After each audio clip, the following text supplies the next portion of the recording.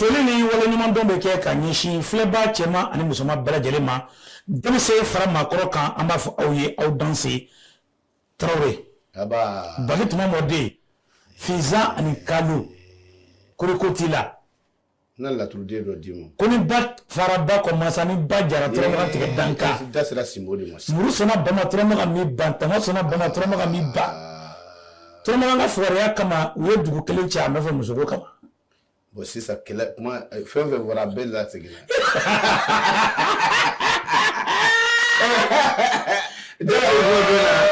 ko Mansakuru ni Mansaganda ko Tukura Mamuru ni Jɛba Dɛndɛ ko Minɛnkolo Kulubali filɛfɔlɔ ni Baramangolo ni Jifilɛkolo ni Kisɛkolo mɔden ne ko nin bɛ dɔrɔn digi Kulubali la dɛ kamalen ka bɛɛ fo ka bɛɛ wale ɲuman dɔn Allah an lafiyalen an sanuyalen an ka koba a foli di bɛɛ ma bi jumadɔ in kɔnɔna na k'a fɔ cɛwalew ye nɛnɛ bɔra dɛ nɛnɛ bɔra dɛ cɛwalew ka ɲɛma nɛnɛ bɔra cɛwalew ka ɲɛma dangaw minnu bɛ yen n'u bɛ biro kɔnɔ minnu bɛ yen minnu na fiɲɛ na aw bɛɛ se kolokolen don sisan a se tɛ tereke dɛ muso taabolo ye cɛ jabarajɛ cɛbana kolokoto bɛɛ ye fali ye cɛ jabarajɛ cɛkɔrɔlen ne cɛkɔrɔ ta ye cɛkɔrɔ ka jaaza ye nin ye bi yan ye Tamtam TV ye an sigiyɔrɔ bɛnnen filɛ Sɛbɛnnikɔrɔ ma ni kunda i ka dɔ Farabanaka kamalen i ka dɔ Nɔnkɔkari damadɔ anw cɛwele filɛ yan wa kamalen nɛɛma min fɔra Bamakɔ anw sigilen bɛ o ni ɲɔgɔn cɛ anw sigilen bɛ nɛɛma ni Ala de koyi ɲininka a fɔra i ye ko Bamakɔ sigilen bɛ kɔ 7 de da la an bɛ 2 ni ɲɔgɔn cɛ o yɔrɔ o ye nɛɛma ye dɛ nin ye belebele ye Lafiyabugu kɔ Yɔrɔyangɔ an bɛ yan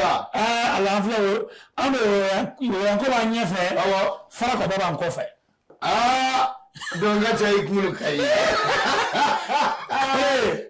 n'an bɛ taa an ka so an bɛ tɛmɛ Bufinko la e ko cogo di ayi a banna ka ba tigɛ a bɛ ba tigɛ Nɔnkɔ la a banna kamalen a tɔgɔ taa ni ye Kɔlɔnjɛba sécurité a Bonaku kan n'o ye i k'a dɔn min ye lakana Bonaku kan bisimila e ko Kajana Kɔlɔnjɛba Buguni i ko avion ma i k'a dɔn Lama ni Nowa Samurukalo tile 16 san 2025 kibaruyaw jɛnsɛnna k'a fɔ ko i k'a dɔn jadisiw u b'a fɛ ka nzole da i k'a dɔn minan minnu n'o ye essence minnu b'a la ka bɔ Zegwa ka tɛmɛ Kajana fɛ u b'a ka tɛmɛ ni min ye nin yɔrɔ fɛ a ko i ka dɔn baara bɛ ɲini o ka ca u bolo a ko yɔrɔnin bɛɛ lajɛlen na anw ka golomasiri tabaw u ye fɛɛrɛ bɛɛ kɛ sitɛrini min tun b'a la ka na i b'a da dɔn wa 300 ni dɔɔnin 300 et quelques ma ye esa kunna shinni kunu a bɛ ka ba o bana wa bikura wo abana sɛbɛkɛ ko o ye sansi min tun b'a la ka na dɛ bisimila a ko Bamandiw kun taara zole da k'a fɔ u bɛ ja ni da i ka dɔn an ka golomasiri tabaw cɛ a ko u delila ka waleya min kɛ ka kɔrɔlen Sɛbɛnnijan tɛmɛnen k'u tun bɛ fɛ ka segin a kan tuguni nin ko in kɔnɔ ko a ma ɲa dɛ sɛbɛnnikɛla ko a ko u kun taara bɔnjugu de don dugu jukɔrɔ k'a fɔ ko olu na tiɲɛni ta ka golomasiri tabaw sɛgɛrɛ a ko nka u y'a don su fɛ ka t'u sigi yanni u se a ma a bɔra a bɔra a ma a banna Fuwakɛnɛ a banna Vive Fuwakɛnɛ tabarikala Vive Famori a banna sɛbɛnnikɛla ko a ko nin wale i ka dɔn n'i y'a ta k'a lajɛ i b'a ye k'a fɔ wulikajɔ ani i ka dɔn yɔrɔ labɛnni n'o de bɛ senna bi jabala bɛ u la nin yɔrɔ kofɔlen na Kajana Kɔlɔnjɛba Buguni i ka dɔn ka na se fɔ ko i ka dɔn Wangɔrɔ i ka a tile ka fɛ boli fɛ ka taa kilebi fɛ a ko i ka dɔn dantigɛ nin yɔrɔ kofɔlen maa bɛɛ la Bamanjiw kun bɛ sigi yɔrɔ la d'état-major général des armées ka ɲɛfɔ la a ko i ka dɔn gosili kɛra nin yɔrɔ bɛɛ la sanfɛ duguma k'a fura n'a jɛ n'an bɛ yɔrɔ min na i n'a fɔ bi ko an ka taa an ka golomasiri tabaw kɔ ko kɛnɛ k'a jɛyalen don sɛbɛn an y'a sɔrɔ desanburu kalo tile 16 san 2025 kunnafoni ye nin ye kare an bɛ i k'a dɔn an ka woro masirilen tabaw fo ko anw ko u ma k'u ni ce anw de dalen don olu la an b'an damu la dɛ fo ka dugu jɛ isansuko gɛlɛya a kun commencé ka daminɛ dɔɔni nka yɔrɔ furanna k'a jɛ pasi sitɛriw nana pewu tabarikala isansu bɛ ka déposer wallahi ni bini sini bɔra la ni aranbe ye tuguni dɛ ayi arante ayi an dɔɔni bɛ bi dɛ ara dɔɔni bɛ bi dɛ a ko maliyɛn ka main dafa tɛmɛ n ko de b'an sɛgɛn bɛmɛ arabado ne yɛrɛ taara aranjɔ ni aranjuguya dɔn ja aran ka jugu tan de aran ka jugu pasasi da anw ma deli nin tɛ pasasi damati ma ye ne bɛ taa aranjɔ waati min na maa min kun bɛ ne ɲɛ a bɛ maa 200 bɔ maa 200 ne yɛrɛ n jɔ n ka cɛ ja aranjɔ fɛnɛ relation dɔ b'a la cogo di mototigiw de filɛ ka ala minɛ dɛ u nana sɔrɔ aran bɛ yen olu bɛ fɔ bɛɛ kɔfɛ u taara turu cɛ dɔrɔn ka na ni vitesse ye o y'a sɔrɔ an bɛ sotaraka la ka na ni vitesse ye dɔrɔn a ye taa yɔrɔ la arante anw ka jama fankelen bɛɛ y'u fiyɛ ka taa yɛrɛ la ka taa sɔrɔ aran bɛ yen o ka bɔ hakili ma minnu ko k'u ka taa yɛrɛ la ko aran tɛ yen dɛ olu sera ka to ninnu dɔrɔn ka n'u jɔ aran na o y'a sɔrɔ jama fanba bɛɛ tagara ko aran tɛ yen e ka ɲɛfɛla wɔrɔ la e gɛrɛla dɔɔni a y'a sɔrɔ mɔgɔ min bɛ ne ɲɛ a ye maa 200 bɔ mɛ ne sinna ka taa n yɛrɛ sɔrɔ fo maa 70 damadɔ ɲɛ na maa 100 ni kɔ bɛɛ taara mɔgɔ taxitigi b'o de kɛ ɲɔgɔn na u b'a fɔ ma ko coup d'état légal kalo yi ta kunnafoni ye sababu ɲɛmɔgɔ i b'a to n ka don a kɔnɔ bamananw b'a fɔ ten bamanankan na fɔ min ye i k'a dɔn bilakoroba b'i kɔrɔtɔ n'o tɛ don dɔ a tigɛ bɛ da npogotigi sin na sɛbɛnnikɛla i k'a dɔn a sɛbɛkɔrɔ kuma na a ko an ka taa i k'a dɔn Tɔnbukutu anw ka jamana kɔnɔ baara belebele min tun bɛ yen n'a ɲinkirila tabarikala a wulila o ye jumɛn ye fɛn min ye i k'a dɔn anw ka jamana kɔnɔ an bɛ ɲɔgɔn sɔrɔ ɲɛnajɛba min kɛnɛ kan n'a bɛ wele ko biennale artistique et culturelle fɛn min ye Tɔnbukutu ta k'a baaraw daminɛna min ye i k'a dɔn a lasana baaraw kɛra jɔnni fɛ anw ka jamana premier ministre du denkɛ fɔlɔ i k'a dɔn le général fɛn min ye i k'a dɔn Abdoulaye Mayiga kamalen ale de kɔni ye i k'a dɔn ɲɛbila baaraw kɛ koyi Tɔnbukutu fɛn min ye anw ka waliju 337 olu dayɔrɔ la sɛbɛnkɛla ko a ko an bɛ don min ko bi Mali k'a daminɛ kun fa kun min ye i k'a dɔn a seko n'a dɔnko tigilamɔgɔw bɛɛ lajɛlen de kɛn bɛ ka wuli ka jɔ kɛ ni k'i kun da Tɔnbukutu mara kan ka taa ni festival ni i k'a dɔn biennale ba in a ka kɛ bɛɛ lajɛlen ɲɛna festival ba ka fɔ la a ko an ka i k'a dɔn son excellence le général d'armée Asimi Goïta ale ye wasa don anw ka i k'a dɔn général de division na Abdoulaye Mayiga premier ministre de l'administration territoriale et de la décentralisation kamalen i k'a dɔn ale de taara min ye i k'a dɔn a n'a ka délégation belebele kɛnɛ in ka i k'a dɔn ne yɛrɛ bɛnkɛ kamalen ni o ye seko ni dɔnko ministre ye Mahamudu Dafe kamalen a bɛ kɛnɛ kan Dafe ni cɛ Dafe nin bɛnkɛ de ye sɛbɛnkɛla ko a ko n'i ye nin ta ka a lajɛ fɛn min ye ɲininka a tan bɛ k'a bila i k'a dɔn kumako min na n'a bɛ fɔ o ma ko thème la culture socle pour l'ancrage de la 4e république fɛn min ye seko ni dɔnko o de ye basigi sen ye min bɛna an ka jamana ni o y'an ka 4e république ye a jɔsen ɲuman la baara sɛbɛnkɛla ko a ko n'i ye a tan ka a ma filɛ anw ka ɲinan san 2025 Mali jamana kuntigi Asimi Goïta Abubakar Sigi den ni Nala den ale y'a décrété ko ɲinan ka di seko ani dɔnko tigilamɔgɔw ma ne t'a dɔn jeli minnu bɛ bila Asimi kɔ k'a sɔrɔ a mana nin sirafɔkɛ in nɔfɛ a ka taa miyanka kɛ tanu n t'a dɔn a bɛ taa jeli minnu bila a kɔfɛ a ko i k'a dɔn n'i ye a ta ni ka lajɛ fɛn min ye i k'a dɔn an ka jamana premier ministre Abdoulaye i k'a dɔn Mayiga a ye wele da a mɛnna décembre kalo tile 31 tɛmɛnen san 2024 wele dara k'a fɔ décembre kalo kɔnɔ ko nin baara in bɛna kɛ barikala a kɔni kɛra délégation bɔra fan bɛɛ fɛ kamalen ko n'i ye a ta ni ka lajɛ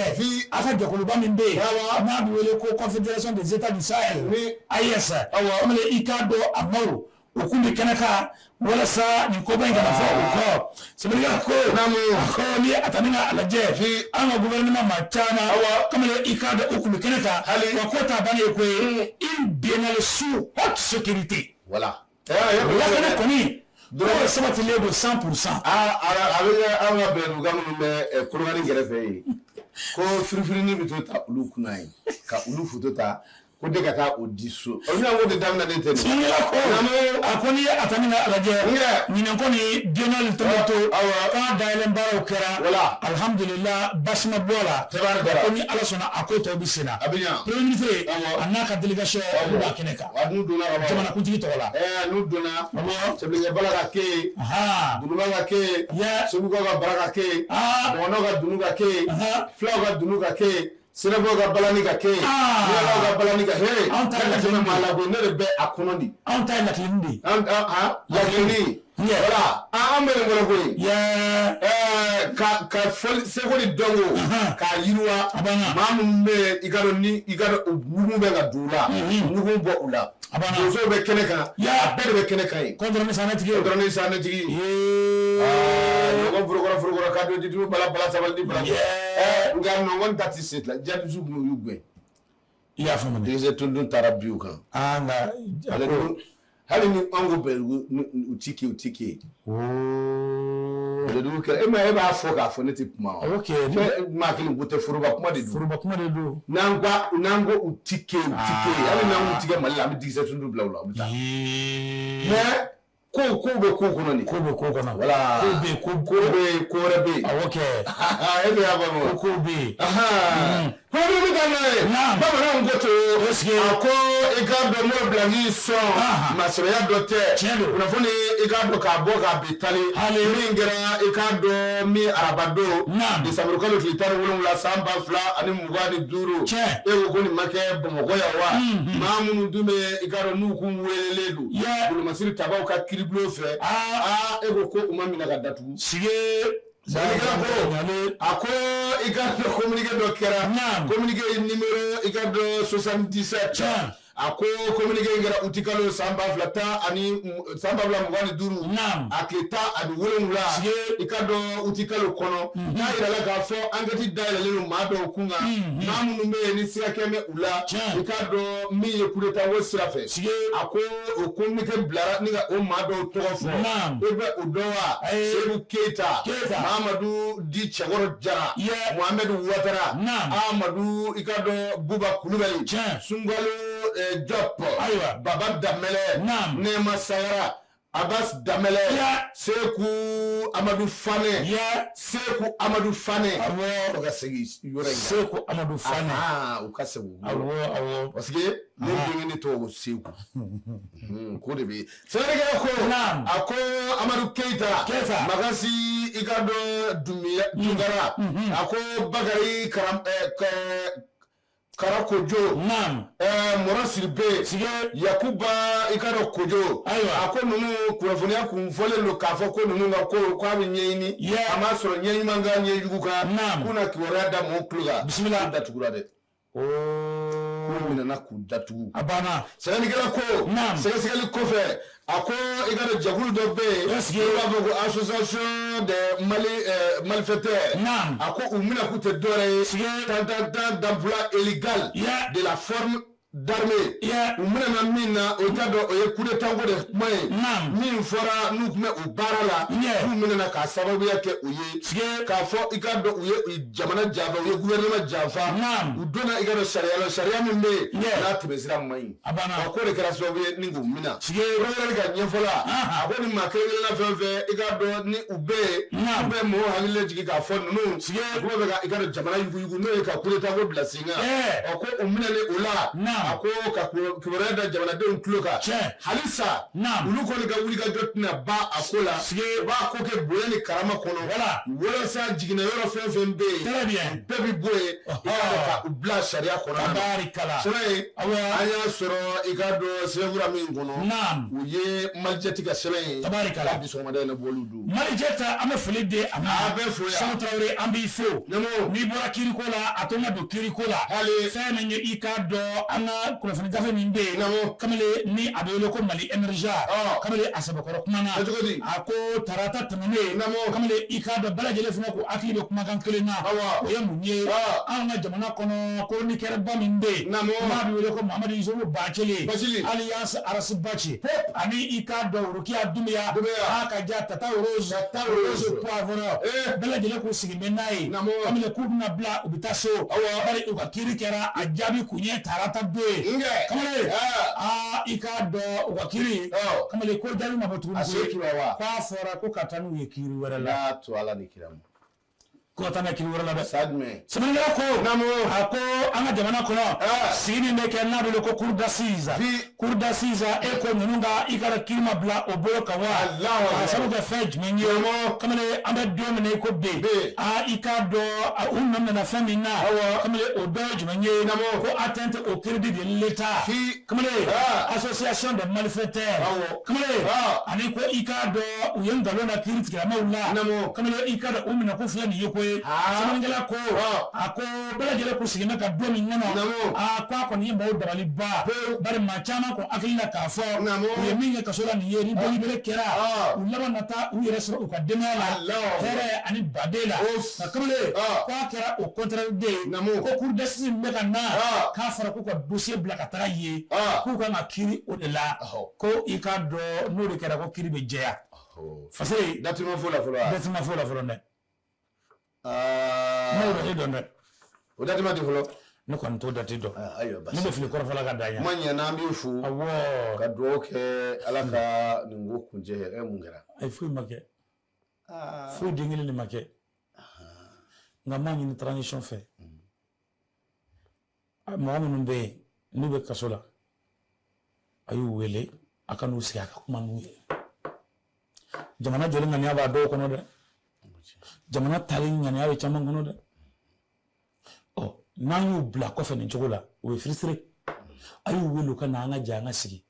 Asimi e ye faama de ye o a bɛ ta i ka dabada de ma Sadio Kamara a tɛ bɔ aw ta la koyi Maliki Jawo maa si t'a bɔ aw ta la wallahi fanga in b'aw bolo an malidenw yɛrɛ jɛra n'a ye mais a ye kasoladen ninnu bila aw ka u sigi a ka kuma n'u ye u ka fara an kan an ka jamana in jɔ voilà o bɛna min na o ye n ka je suis en train de plaider ni avocat taara tribunal la donc maintenant ni débat de fond banna avocat ma k'a ka plaidoirie kɛ nin fana ka plaidoirie de i ye n faamu wa sisan avocat e ta ye jumɛn e ta ye avocat ye o tɛ kɛ o tɛ kulonkɛ tɛ fɔ dɛ avocat ka usurpationnité tɛ kulonkɛ dɛ moi en tant que citoyen en tant que Sanogo en tant que citoyen u ye min kɛ ɲinɛni k'o kɔ fɔlɔ an ka yafa ɲɔgɔn ma an ka yafa Mali bɛ taa ten na an bɛ yafa de an ka yafa n b'a fɔ ma an ka yafa Musa Mara filɛ kaso la nin n'a tun bɛ kɛnɛ ma san bɔntɔla min filɛ a tun bɛ hinɛ maa caman na ka malo bɔrɔw tulu ɲɔ a tun b'olu di mɔgɔw ma o ye Musa Mara ka baara kɔrɔ de n'a tɛ a bɛ kɛ cogo di ayiwa Musa Mara taara fantan dɔw ɲɛnafin na kunnafoni min tɛmɛ n'a ye kunnafoni di sɛbɛn e ko a kumanen tɛ wa malijɛti ko lajɛrɛba bɛ AES maaw bolo bisimila i k'a dɔn général d'armée i k'a dɔn Asimi Goïta cani i k'a dɔn ka taa fara i k'a dɔn Burkina Faso jamana ɲɛmaa capitaine Ibrahim Traoré lajɛrɛba bɛ u bolo min bɛna kɛ anw fɛ Bamakɔ yan n'o bɛna kɛ lajɛ in tako filanan ye y'a faamu Some i ka dɔn an y'o kɛ ka ban o an y'o tako fɔlɔ kɛ ka ban a banna mais anw kɔni n sen don Some a sommet bɛ sanfɛ est ce que en plein mal o tɛ hali Nations Unies ta la ayiwa tiɲɛ yɛrɛ la a kɛlen bɛ ka cɔrɔbalen jɔrɔ bi cɔrɔbalen jɔrɔ la cɔrɔbalen jɔrɔlen don dɛ ba hakili tɛ min na hakili tɛ min na an tɛ ka kunnafoni dila ye dɛ mais a hakili tɛ an tɛ kunnafoni dila ye mais an ye kunnafoni dila jamanadenw ta di mais a hakili tɛ min na i b'a fɔ cɔrɔbalen ye k'a hakili tɛ min na ko bɛ bɔ nin na dɛ tabarikala kumaw bɛ lase dɛ an ka taa kumaw bɛ na fɔ ka datu di datu minnu bɛ yen ni u bɛ gɛlɛya bolo kosɛbɛ dolo y'o fɔ mɛnɛ dolo tɛ kuma n'o kan dolo Karimu y'o fɔ dɛ a ko 2026 k'an bɛ jadisi su jajalen ye kungo kɔnɔ ten ne ko an bɛ ka don yɔrɔ kabi sisan baasi tɛ jamanakɛnɛ ko u bɛna lajɛrɛ kɛ sommet in kun ye mun ye jumɛn mun kɛra an ye mun kɛ min ɲɛna an ye mun kɛ min ma ɲa u bɛna kuma nin de kan an ye mun kɛ min ɲɛna an ye mun kɛ min ma ɲa an ka kan ka mun kɛ mun bɛna kɛ cɛ nin ye débat ye dɛ nin ye débat ye dɛ sɛbɛnnikɛla ko a ko o hukumu kɔnɔ i k'a dɔn lajɛrɛ in labɛnnen don kosɛbɛ a fanga ka bon o ye bonya da ye i k'a dɔn ba Maliba kɔnɔ yan wele bila mɛn i ka dɔn bɛɛ lajɛlen ma maliden cɛman ni musoman an bɛɛ ka ɲɔgɔn sɔrɔ nin kɛnɛ kan sɛbɛnnikɛla ko a ko i k'a dɔn n'i ye AES ta k'a lajɛ a dilen filɛ Asimi ma baara fɛn o fɛn bɛ yen ni Asimi ye o kɛ i k'a dɔn ni tɔ bɛ min jɛ i k'a dɔn u bɛna dafa wa ni tɔ yɛrɛ n'a dafalen don i k'a dɔn min ka kan ka kɛ o kɔfɛ bisimila kuma min na kɛ o kan a ko n'i ye hakilila in da k'a lajɛ hakilila in bɛ ta ni jamanadenw yɛrɛ ka hakilila de Burukina Niger ani Mali o jamanadenw hakilila ye min ye ko in bɛ ta o hukumu kɔnɔ a tɛ kɛ ni kɛlɛ ye dɛ a tɛ kɛ ni fanga ye sɛbɛnnikɛla ko a ko kabini sisan ko perewu bɛ sen na Burukina ni Mali n'i magara Burukina la a bɛ komi i sera Mali ma n'i magara Niger la a bɛ komi i sera Burukina ma ko perewu minnu bɛ sen na ko i ka dɔn o ko damaɲɛnɛyanen don kabini sisan Mali ni i ka dɔn a dɛmɛma jamana minnu bɛ yen kɛrɛnkɛrɛnnenya na i ka dɔn min ye Burukina ni Niger olu minnu faralen bɛ ɲɔgɔn kan ka kɛ AES ye ko perewu baden de b'u bolo sɛbɛnnikɛla ko hali a ma mɛn waleya cɛjugu min kɛra Mali ni i ka Burukina ani Nigeriya cɛ min ye i ka dɔn avion dɔ bɛ yen k'a felekutɔ bɔra a ka jamana kɔnɔ aw ka jamana kɔnɔ ka na don anw ka jamana kɔnɔ k'a kɛra i ka dɔn min ye karabata n'a ye sɛbɛnnikɛla ko a ko Mali ye communiqué kɛ k'a bila yɔrɔ min na ko i ka dɔn Burukina seginna o communiqué kelen kan k'a fɔ ni maa o maa donna an ka espace aérien kɔnɔ tolérance zéro n'i ye bɛrɛn n'i bɛ voisin ka dugu la n'i ye bɛrɛn ye to yen n'i ye kɔnɔ ye to yen n'i y'i pan o dingɛ kɔnɔ k'i bɛ na yan fɛ i b'an sɔrɔ yen dɛ i b'an sɔrɔ yen dɛ sɛbɛnnikɛla ko a ko an bɔra o dɔ degun kɔnɔ sisan min ye an kɛrɛfɛ jamana dɔw bɛ yen n'o ye Nigeriya ye u tun bɛ ka i ka dɔn maa 11 o tun don bɛ avion dɔ la o tun bɛ ka taa yɔrɔ dɔ la min i k'a dɔn k'o tununna walikɛlɛ ko kani de y'a sɔrɔ k'u y'a jigin c'est-à-dire u tun bɛ ka taa mission de la y'a ye bon sinon t'u tugu ka don ten quoi t'u tugu quoi t'u tugu quoi voilà ko dilan ka d'a ye dɛ maa bɛ se ko dilan na CEDEAO den bɛ se ko dilan na maa bɛ se ko dilan na walayi cɔrɔbalen fɛ ka maa o maa a bɛ se ko dilan na tubabukanni fɔ k'a dilan dɔrɔn ka tɛmɛ a tubabukanni fɔ dɔrɔn k'a dilan dɔrɔn ka tɛmɛ ayiwa baasi tɛ cɛ ye ko dilan ko tiɲɛ ka ko in aw e ni Ala cɛ aw tununa an ka taa ni kunnafoni sɛbɛnnikɛla ko a ko tununi in kɔfɛ i k'a dɔn kuma caman fɔra a ko nka laban min na AES jamana u y'a i k'a dɔn a digi fɔ ka se da la babaliw sera i k'a dɔn min ye u ni maa minnu bɛ ɲɔgɔn na u ka babaliw n'u ka i k'a dɔn laɲiniw u sera u la i yɛrɛ wulila ka n'u bolo lada u kɔ Ibirimu i ye denmisɛnnin ye i ni maa minnu bɛ jɛ la n'o ye Asimi ye i ni maa min bɛ jɛ la n'o ye Cani ye an b'a ɲini aw fɛ Ala ni kira kama a ka yafa yafa yafa fana Ibirimu bɛ yafa n'o tun tɛ an ka kabaforo n'an ka maloforo n'an ka papayiforo bɛ yen a kuma kun bɛ caya dɛ sɔn ka taa ka maya fɛ terikɛ ko i k'a dɔn Ibirimu kɔni yafara AES tɔgɔ la i k'a dɔn n'o ye a kɔrɔw tɔgɔ ye ka yafa bɛɛ ma k'a fɔ u ka ninnu to yen u ka taa sɛbɛn i k'a dɔn k'u kɔni to yen dɛ u taara ni u yɛrɛ ye Malijɛti ale ka nɔnɔbila don ani i k'a dɔn min ye kunnafoni tɔw fara de ɲɔgɔn kan Malijɛti an bɛ foli di u ma u bɛ foli yan Seku Tarawele Nangan Dalateliya fɛn min ye studio tamani ale kumana cogodi a kan ka taa Gawo mara la Seku Tarawele min i ka dɔn Gawo zon k'u kɛn bɛ ka kataba 4 bɛɛ da Gawo misiriw kan zo ala ka so karansiga ba misiri ko Gawo misiri tɛ ala ka so ye kamalen misiri ye ala ka so ye zo kɛn bɛ ka min kɛ sisan i bɛ a dɔn wa u ka sonyani sera misiri kɔnɔnaw de ma Gawo misiri dɔ bɛ yen u filɛ ka taa don ye ka batiri lithium bɔ ka taa n'a ye kenga iri dale tolo o ma da o ma ko ye misiri wɛrɛ bɛ yen o unificateurs u taara olu cɛ suesone ka haramu sanadara ko an bɛ don min ko bi a ko n'i ye a ta ni ka lajɛ depuis quelque temps un phénomène préoccupe les habitants de Gao il s'agit des vols à répétition dans les mosquées Allahu Akbar ko sonyani damanda ko de ka kɛ Gao misiri kɔnɔ sisan an ye